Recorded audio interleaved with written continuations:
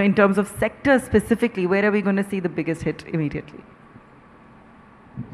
So first, let's talk about, let's name the sectors which will not be hit. These are petroleum products, pharmaceuticals for now, and our smartphone and some electronics.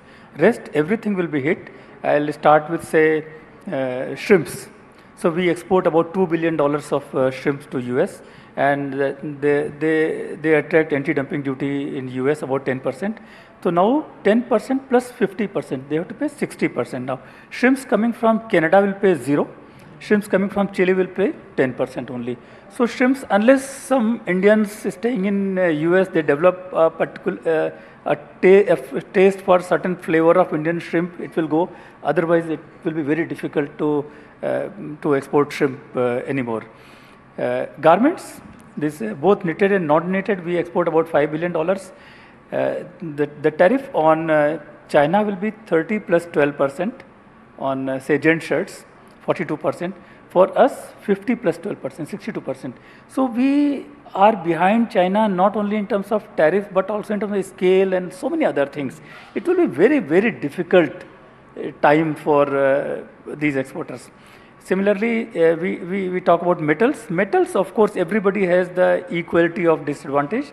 So everybody will be facing 50%, steel, aluminium and copper. So nothing big on that.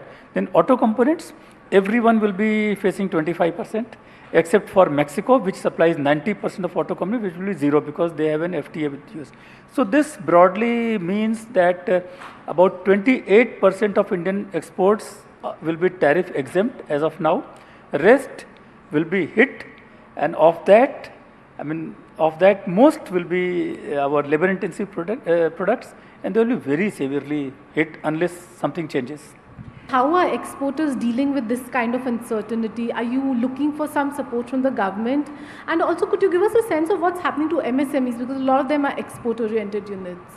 In fact, there has been front-loading of India's export to the US, and therefore, for a month or so, inventory is in place. That provides some solace.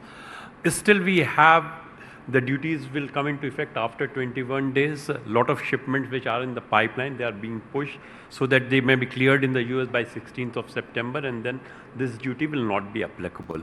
The problem is for the orders which are in the pipeline. In number of cases, exporters have taken the advance. When they took the advance, dollar was at 84, dollar has crossed 87 now. They have passed on to the raw material supplier, they have booked the space in the ships. All needs to be cancelled at the given point of time. And it is not just the issue of trade. There were a lot of investment which were expected to come to India, and non-leather footwear companies were moving from Vietnam. Now that has been put on hold. And in a way, there are question marks over China plus one also, because a lot of investment was flowing to India to use India as a hub for exports and primarily for export to the US. So unless this duty issue is sorted out, probably we will be waiting for the investment to flow the country, and that's a bigger worry for us. For the export sector, definitely SMEs will take a hit, because the sectors which are being impacted are largely dominated by SMEs, and that's why we are more worried on the job front. We were talking to number of leather exporters, and they are talking about huge losses in the leather sector. Some of the companies have roughly 50% of the total production earmarked for the US market. That has put the SMEs in bad shape at this point of time.